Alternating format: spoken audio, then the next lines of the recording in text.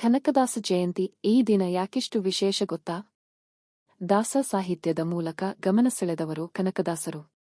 ಶ್ರೀ ಕನಕದಾಸರು ಕರ್ನಾಟಕದಲ್ಲಿ 15-16ನೇ ಶತಮಾನದಲ್ಲಿ ಜನಪ್ರಿಯವಾದ ಭಕ್ತಿಪಂಥದ ಮುಖ್ಯ ಹರಿದಾಸರಲ್ಲಿ ಒಬ್ಬರು. ಇವರು ಹಲವಾರು ವಚನಗಳನ್ನು ನೀಡಿದ್ದಾರೆ. ನವೆಂಬರ್ 11ರಂದು ಕನಕದಾಸ ಜಯಂತಿಯನ್ನು ನಾಡಿನಲ್ಲಿ ಆಚರಿಸಲಾಗುತ್ತದೆ. ಕನ್ನಡ ಭಾಷೆಯ ಪ್ರಸಿದ್ಧ ಕೀರ್ತನಕಾರರು ಮತ್ತು ಪುರಂದರದಾಸರೊಂದಿಗೆ ಕರ್ನಾಟಕ ಸಂಗೀತದ ಮೂಲಭೂತ ಸಿದ್ಧಾಂತಗಳಿಗೆ ಕಾಣಿಕೆಯನ್ನಿಟ್ಟವರು. ಬೀರಪ್ಪನಾಯಕ ಮತ್ತು ಬಚ್ಚಮ್ಮರಿಗೆ ಒಬ್ಬ ಮಗ ಜನಿಸಿದ. ತಿರುಪತಿ ತಿಮ್ಮಪ್ಪನ ಆಶೀರ್ವಾದ ಎಂದು ಅವರು ತಮ್ಮ ಮಗುವಿಗೆ ತಿಮ್ಮಪ್ಪೆಂದೇ ನಾಮಕರಣ ಮಾಡಿದರು. 16ನೇ ಶತಮಾನದಲ್ಲಿ ಜಾತಿ ವ್ಯವಸ್ಥೆಯ ಬಗ್ಗೆ ಸಮರ ಸಾರಿದ ಭಕ್ತ ಕನಕದಾಸರು ಎಂದರೆ ತಪ್ಪಾಗಲಾರದು. ಕನಕದಾಸರು ವೃತ್ತಿಯಲ್ಲಿ ಸೈನಿಕರಾಗಿದ್ದರು. ಒಮ್ಮೆ ಯುದ್ಧದಲ್ಲಿ ಹೆಚ್ಚು ಗಾಯಗೊಂಡಿದ್ದಾಗ ಬೇಸರಗೊಂಡು ಯುದ್ಧವನ್ನು ಬಿಟ್ಟು ದೇವರ ನಾಮಗಳನ್ನು ಬರೆದು ಪರಮಾತ್ಮನನ್ನು ಧ್ಯಾನಿಸತೊಡಗಿದರು ಎಂದು ಪುರಾಣ ಸಾರುತ್ತದೆ. ವ್ಯಾಸರಾಯರಿಂದ ಮಧ್ವ ತತ್ವಶಾಸ್ತ್ರವನ್ನು ಕಲಿತು ಒಪ್ಪಿಕೊಂಡ ಕನಕದಾಸರು ಉಡುಪಿ ಶ್ರೀಕೃಷ್ಣನ ಅನನ್ಯ ಭಕ್ತರಾಗಿದ್ದರು. ಕಾಗಿನೆಲೆಯ ಆದಿಕೇಶವನ ಭಕ್ತರಾದ ಕನಕದಾಸರು ಜಾತಿ ಪದ್ಧತಿಯ ತಾರತಮ್ಯಗಳನ್ನು ತೊಡೆದು ಹಾಕಿದರು. ಇವರ ಕೀರ್ತನೆಗಳ ಅಂಕಿತನಾಮ ಆ ಕಾಗಿನೆಲೆಯ ಆದಿಕೇಶವ ರಾಯ ಎಂಬುದಾಗಿದೆ. ಉಡುಪಿಯ ಶ್ರೀಕೃಷ್ಣನಿಗೂ ಕನಕದಾಸರಿಗೂ ಅವಿನಾಭಾವ ಸಂಬಂಧ. ಒಮ್ಮೆ ಕನಕದಾಸರು ಶ್ರೀಕೃಷ್ಣನ ದರ್ಶನಕ್ಕೆ ಉಡುಪಿಗೆ ಹೋದಾಗ ಕರ್ಮಠ ಪೂಜಾರಿಗಳು ಅವರನ್ನು ಒಳಗೆ ಬಿಡಲಿಲ್ಲವಂತೆ. ಆಗ ಕನಕದಾಸರು ದೇವಸ್ಥಾನದ ಹಿಂದಿನಿಂದ ಶ್ರೀಕೃಷ್ಣನ ಕೀರ್ತನೆಯನ್ನು ಹಾಡಲು ಆರಂಭಿಸಿದರು. ಆಗ ಆದ ಪವಾಡ ಅಂದರೆ ಶ್ರೀಕೃಷ್ಣ ಹಿಂದೆ ತಿರುಗಿ ಗೋಡೆಯ ಕಿಂಡಿಯ ಮೂಲಕ ದರ್ಶನ ನೀಡಿದನಂತೆ. ಈಗಲೂ ಉಡುಪಿ ಶ್ರೀಕೃಷ್ಣ ಮಠಕ್ಕೆ ಭೇಟಿ ನೀಡಿದರೆ ಅಲ್ಲಿ ಕನಕನ ಕಿಂಡಿ ಎಂದು ಕಾಣಬಹುದಾಗಿದೆ.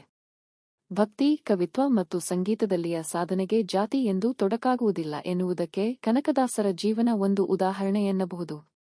ತಮ್ಮ ಲೌಕಿಕ ಜೀವನದಿಂದ ಆಧ್ಯಾತ್ಮ ಜೀವನಕ್ಕೆ ಸಾಗುತ್ತಾರೆ.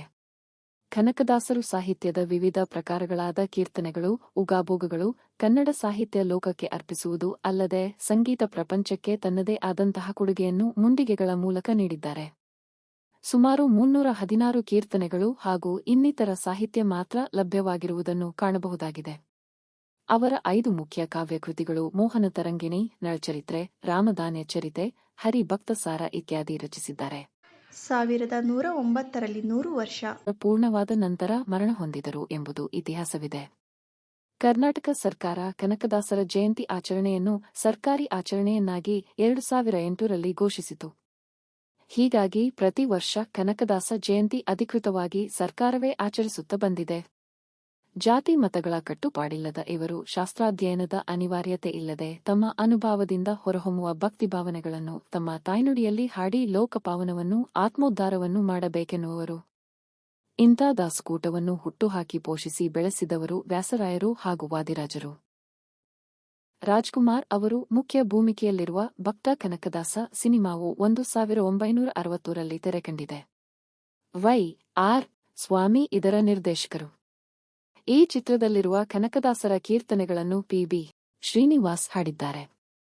ಕುಲಕುಲಕುಲವೆಂದು ಹೊಡೆದಾಡದಿರಿ, ಬಾಗಿಲನು ತೆರೆದು ಸೇವೆಯನ್ನು ಕೊಡು ಹರಿಯೇ, ದೀನ ನಾನು ಸಮಸ್ತ ಲೋಕಕ್ಕೆ ದಾನಿ ನೀನು ಹಾಡುಗಳು ಬಹಳ ಜನಪ್ರಿಯ ಎಂಬುದನ್ನು ಇಲ್ಲಿ ಕೇಳಬಹುದಾಗಿದೆ.